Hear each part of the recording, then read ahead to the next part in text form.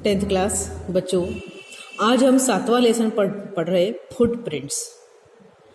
आज हम देखते हैं कि यांत्रिक युग है, तंत्रज्ञान का युग है और इससे भले हम भौतिक सुख साधनों का लाभ ले रहे, लेकिन अपने पर्यावरण का हम नाश कर रहे। एक तरफ इधर हम अपनी सुविधाएं प्राप्त कर रहे हैं, लेकिन दूसरी तरफ पर्यावरण की हानि हो रही है। प्रदूषण उसके कारण बढ़ता जा रहा है और ये प्रदूषण की समस्या बढ़ने के कारण उसका जो भी नुकसान है वो हमें ही सहना है। तो ये ऐसा लेसन है कि इसमें उसे के तांत्रिक यंत्रों के आधार पर ही, मतलब जैसे संगणक है, कंप्यूटर है, उसके द्वारा ही ये प्रदूषण की समस्या कैसे बढ़ रही है, हम ही उसको कैसे बढ़ा रहे हैं, ये इस लेसन में दिया है। देखिए,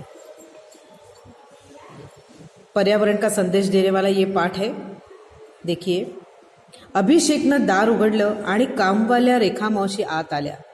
कामवाली जो बाई है रेखा मावशी, तो अभिषेक ने दरवाजा खोला और वो कामवाली बाई अंदर आई। आपल्या आल्या आल्या त्यांनी किचनमधील सिंकमध्ये वाट पाहणाऱ्या भांड्याकडे आपला मोर्चा वळवला।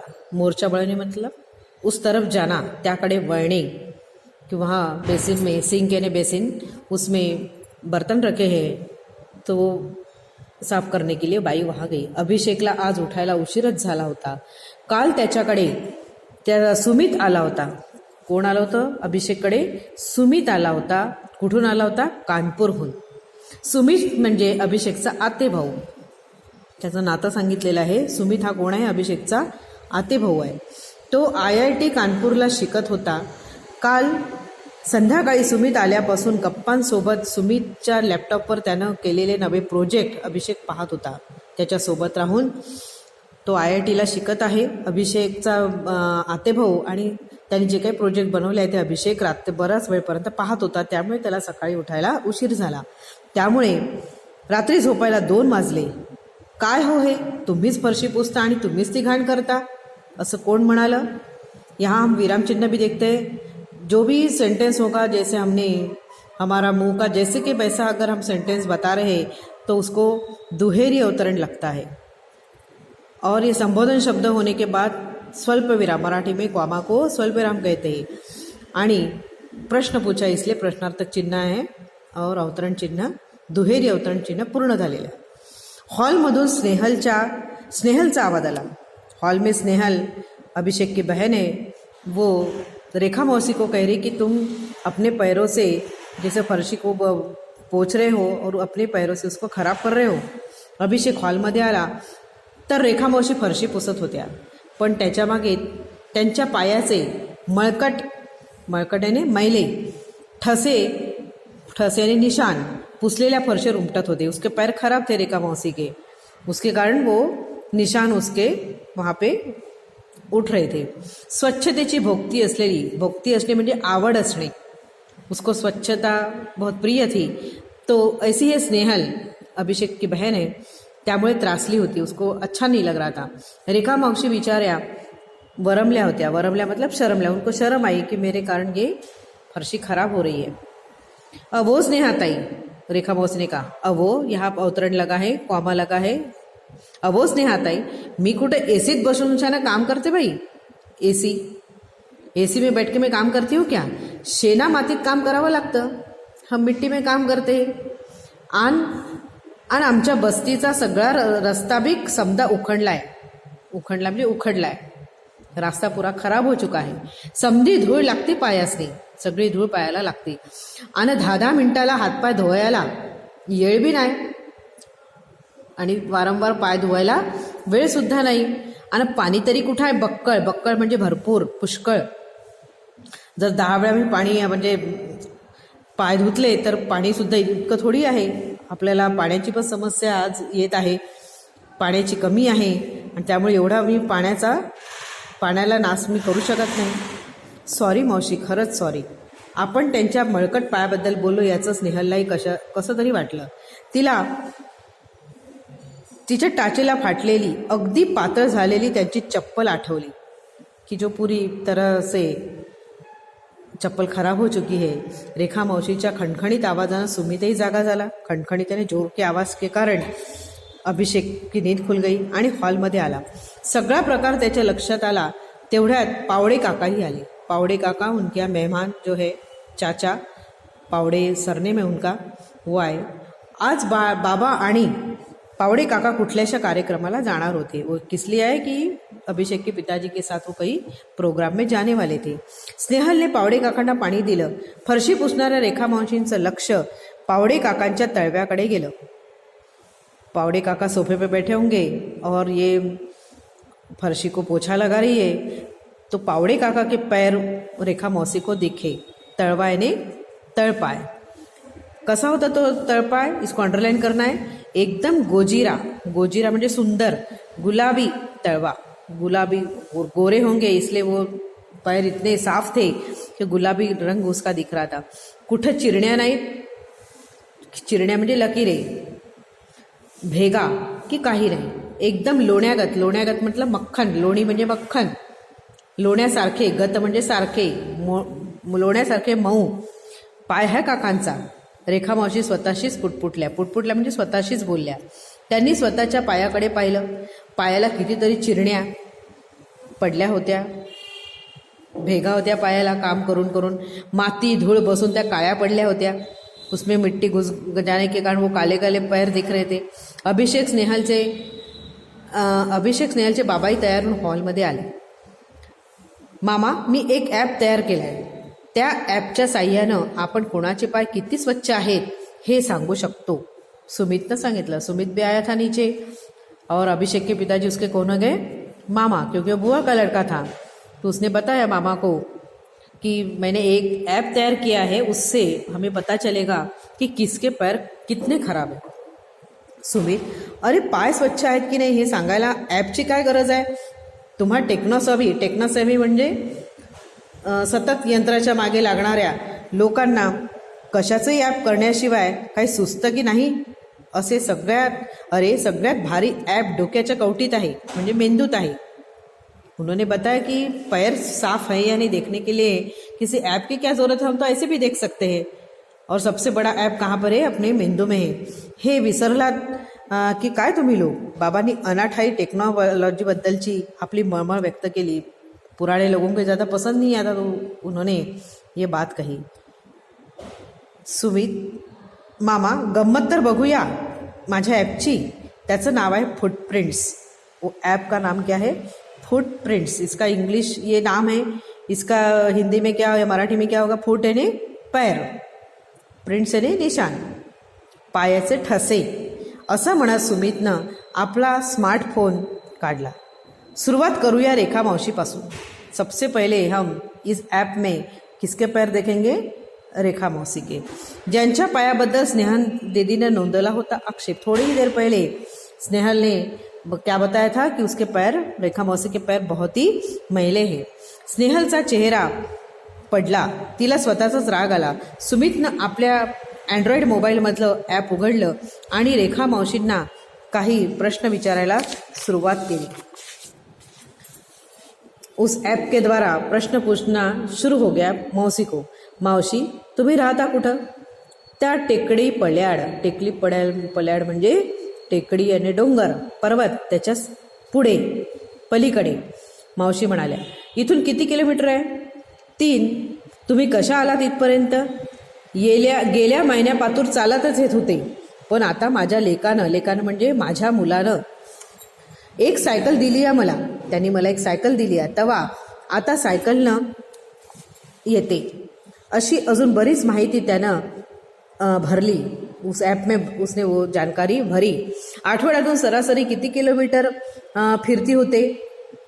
ही फिरस्ती तुम्ही कशी करता? आतापर्यंत किती झाडं तुम्ही लावली आहेत? ऐसे अलग अलग सवाल रेखा मौसी को किए गए। रेखा मौसी फिरायच्या पायीच, कधीतरी सायकलनं त्यांच्या इवल्याश म्हणजे छोट्याशा झोपडी पुढेही त्यांनी 2 झाडं लावली होती। त्यांनी त्यातलं एक लिंबोणीचं होतं झाड का नाम, निंबू का झाड, लिंबोणी कडुलिंबा झाड. पण एवढी सगळी माहिती सुमित का घेतोय तेच कुणाला कळेना. रेखा मावशी तर फार गडबडून गेल्या. आणि आता पहा, या आहेत रेखा मौसी फुटप्रिंट्स. इतनी जानकारी उसमें भरने के बाद उसने बोला कि अभी इनके पैर के निशान देखो, फुटप्रिंट्स देखो. असं म्हणत त्यानं मोबाईलचं कसलंसं बटन दाबलं आणि स्क्रीनवर पाय पुसणीच्या आकाराचा एक निळा चौकोन उमटला. एक चौकोन वहां पे दिखने लगा, अगदी आभाळाच्या निरभ्र तुकड्यासारखा. आकाश जिस प्रकार नीला होता है वैसा नीला चौकोन वहां दिखने लगा. मधोमध 2 पावलं उमटली. 2 पैर के निशान दिखने लगे. एकदम चंदेरी वर्खा. चंदेरी यानी सिल्वर कोटिंग जो होता है ना, वर्खा यानी कोटिंग, चंदेरी यानी सिल्वर मढलेली. आणि खाली इंग्रजीत शब्द उमटले, सिल्वर फुटप्रिंट्स. उसका नाम लिख के आया, silver footprints, the most clean footprints. थोड़ी देर पहले स्नेहल ने क्या कहा था, सबसे खराब मैले पैर किसके हैं, रेखा मौसी के. और यहाँ ऐप बता रहा है कि ये सबसे स्वच्छ साफ पैर के निशान है. वा, पाहिलं रेखा मौशीचे पाय चंदेरी आहेत, एकदम स्वच्छ, झऱ्याच्या स्फटिक स्वच्छ पाण्यासारखे. पानी जिस प्रकार सफेद होता है वैसे. सुमित एकदम ओरडला, ह्या हे भलतंच. रेखा मावशीच्या पायाकडे पाहत पावडे काका म्हणाले. सुमितनं हलकेच पावडे काकांच्या गोजिऱ्या सुंदर तळव्याकडे पाहिले आणि तो म्हणाला, काका आपण तुमच्या पायाचं फुटप्रिंट्स पाहूया. त्यात पाहायचं काय, हे बघ माझे पाय किती स्वच्छ आणि मऊसूत आहेत, मुलायम आहेत. पावडे काका पाय सगळ्यांना दाखवत म्हणाले, पण चला काय सांगतंय तुमचं ॲप ते तरी पाहूया. त्यांनी पुस्ती जोडली, तो तयार हो गए. सुमितनं पावडे काकांचा डेटा ॲपमध्ये भरायला सुरुवात केली. काका आता तुम्ही कुठून आलात, विश्रांतवाडीवरून. एरिया का नाव आहे. कसे, अर्थातच कारने. 20 किलोमीटर कारने. तुम्ही एकटेच, सुमितची शंका. हो का, अच्छा, पण काका आठवड्यातून तुमचं फिरणं किती होतं. अरे माझं ऑफिसच माझ्या घरापासून 16 किलोमीटर आहे. रोजचे 35-40 किलोमीटर तर नक्कीच होतात. आणि हे सगळं कारनं तुम्ही एकटेच ये जा करता. हो, नाहीतर काय मला काय बसला लटकत जाऊ म्हणतोस, काका चिडून म्हणाले. काका तुम्ही काही झाडं लावली आहेत का. पावडे काकांनी कुंडीतल्या रोपांना माती मागितली तर ती आणून देणं होत नाही काकांना. ते झाड काय लावणार. स्नेहलने एकदम स्ट्रेट ड्राईव्ह लगावला. म्हणजे एकदम ती मध्येच बोलली की ते साधी मातीच आणून देत नाही तर ते झाड काय लावणार. सुमितनं पावडे काकांची आणखी काही माहिती घेतली आणि ॲपवर भरली. पुन्हा निळा तुकडा चमकला आणि क्षणातच त्या निळ्या तुकड्यांवर पावडे काकांची पावलं उमटली. ॲपने क्या बताया, 2 काळीकुट्ट पाऊल चिन्हे. जो चंदेरी थी रेखा मौसी की ये काळी कुट्ट्याने खूप काळी. आणि खाली शब्द आले, sorry you have dirtiest footprints, कि आपके पैर बहुत खराब है. Pawde perfect black footprints. Pawde काकाचा चेहरा एकदम पडला. काय नाटक आहे, नाटक आहे असल्या व्हर्च्युअल कृत्रिम गोष्टी मला नका सांगू मला, पावडे काका रागाने म्हणाले. सुमितनं त्यांच्या नाराज चेहऱ्याकडे पाहिलं आणि तो समजावणीच्या सुरात म्हणाला, माफ करा काका, पण ही पावलं व्हर्च्युअल नाहीत, उलट पक्षी ती अधिक खरीखुरी आहेत. काका हे ॲप आपल्या दैनंदिन व्यवहारात आपण किती कार्बन वातावरणात सोडतो हे मोजतं. थोडक्यात आपल्या जीवनशैलीतून उमटणाऱ्या आपल्या कार्बन प्रिंट्स रेखाटतं. त्या आपल्याला उघड्या डोळ्यांना दिसत नाही. आता तुम्ही 20 किलोमीटर अंतर तुमच्या कारने येता तेव्हा तुम्ही किमान 1 लिटर पेट्रोल जाळता, म्हणजेच त्याच्या दुपटीहून अधिक कार्बन डायऑक्साईड वातावरणात सोडता. काहीतरीच मला नाही पटत, काका म्हणाले. काका हे एक शास्त्रीय सत्य आहे. तुमच्या कार्बन सोडण्याच्या प्रमाणावरून तुमच्या पावलांचा रंग ठरतो. रेखा मौशीच्या रोजच्या जगण्यात कार्बन उत्सर्जनाला वावच नाही, क्योंकि सायकल से आती है, म्हणून त्यांची पावलं आपल्यापेक्षा अधिक सुंदर आहेत, चंदेरी आहेत. सुमित बोलत होता. बाप रे, आपण फरशी घाण होण्याची गोष्ट करतो, पण आपण तर अवघं वातावरणच घाण प्रदूषित करत असतो. किती प्रचंड कार्बन चिकटलेला असतो आपल्या पायांना. ग्लोबल वॉर्मिंगला हातभार लावतो आपण. तापानं फणफणली आपली धरती. आपल्या पायाला चिकटलेला हा कार्बन आपल्याला धुवायला हवा. मी ठरवलंय की मी कॉलेजला जाताना सायकल वापरणार. मला माझे पाय रेखा मावशींसारखे चंदेरी हवे, स्नेहल गहीवरून म्हणाली.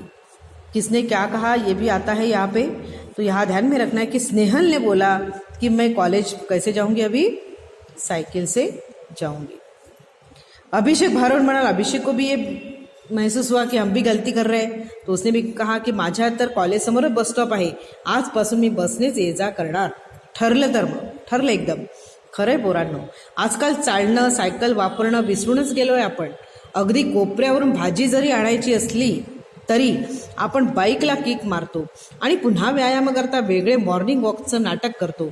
बसनं प्रवास करणं तर आपल्याला कमीपणाचं वाटतं, पण आपल्या पायांना चिकटलेला कार्बन प्रमाणात ठेवण्याकरिता public transport is a must. Abhishek से बाबा म्हणाले कि हर एक ने अगर अलग अलग हम गाड़ी पे जाते हैं तो अलग अलग हमारा मतलब पेट्रोल जलता है और हमारा कार्बन उत्सर्जन जो होता है वो बहुत ज़्यादा होता है, वो अपने धरती को नुकसान पहुंचा सकता है. हम अगर पब्लिक ट्रांसपोर्ट का उपयोग करते हैं तो एक साथ अगर हमारा काम भी होगा और कार्बन उत्सर्जन कम होगा. रेखा मावशी सगळ्यांचं बोलणं लक्ष देऊन ऐकत होत्या. बोलता बोलता हलकेच त्यांनी आपल्या पायांचे फरशीवरचे ठसे ओल्या फडक्याने पुसून घेतले. पाहिलं किती सहजपणे पुसले आपल्या मळलेल्या पायांचे ठसे रेखा मावशींनी, सुमित म्हणाला. पण आपल्या पायांचे वातावरणावर उमटलेले ठसे मात्र आपल्याला इतक्या सहजतेने नाही बरं पुसता येणार. त्या करता आपल्याला झाडं लावावी लागतील. या हिरव्या गर्द झाडांनी आपली काळीकुट्ट पावली थोडी तरी उजळ होतील. सुमित भरभरून बोलत होतात. हो ना, नाहीतर आपण असेच धावत राहू मळलेल्या पायांची माणसं बनवून. पावडे काका बोलले आणि त्या निळ्याशार तुकड्यावर चांदणं उमटल्याचा त्यांना भास झाला. इस प्रकारे ग्लोबल वार्मिंग को हम मतलब किस तरह बढ़ावा दे रहे हैं और अपना नुकसान किस तरह कर रहे, ये लेसन बताता है. बच्चों, आपको इसको बार बार सुनना है, फिर अपना एक रीडिंग करना है. लेसन का रीडिंग बहुत ज़रूरी होता है. अगर वो आप करते हैं तो आपको ये लेसन अच्छी तरह से समझ जाता है. और कोई भी कृति इस पर अगर पूछी जाती है तो आप कभी भी छुड़ा सकते हो इसको. सभी लेसन पढ़ेंगे.